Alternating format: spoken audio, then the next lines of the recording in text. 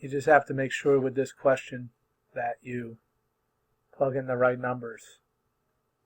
So for nominal GDP, if we're looking for nominal GDP growth rates, you would follow the calculator here.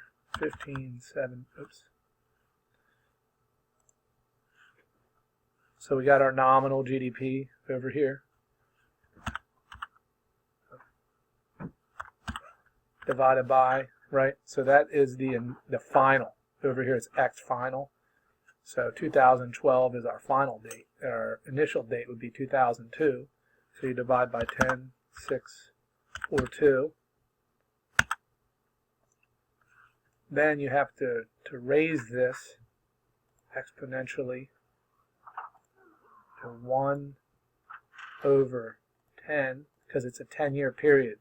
So for n is over a year period, n year period. In this case it's 10.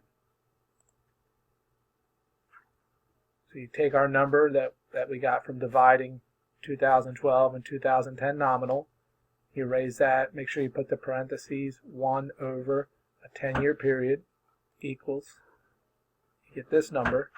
Then you have to finally subtract 1.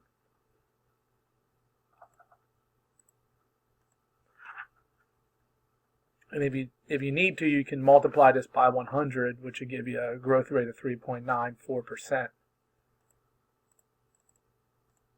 And so the economy, the growth rate of nominal GDP was 3.94%. Or they're going to round down to 3.9%. And you just do the same with the deflator. You would just plug in, again, your 115.4 as your final, this as your initial, raise it to the same, in parentheses, 1 over 10 minus 1 times 100, and you'd get your inflation rate. Then you have to convert real nominal GDP to real GDP for each year. In order to do that, you just divide by the GDP deflator.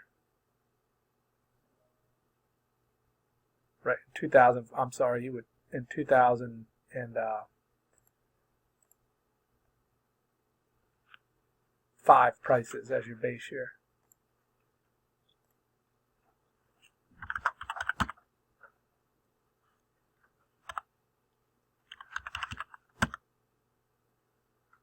Right, times 100. 11,542. Okay, that's how you get real GDP. Is you take this, divide by the GDP deflator, and multiply that 100 by 100, and you'll get the real GDP for both years expressed in 2005 dollars. Then once you do have those two numbers, you again come back and plug those into the equation we used at the beginning.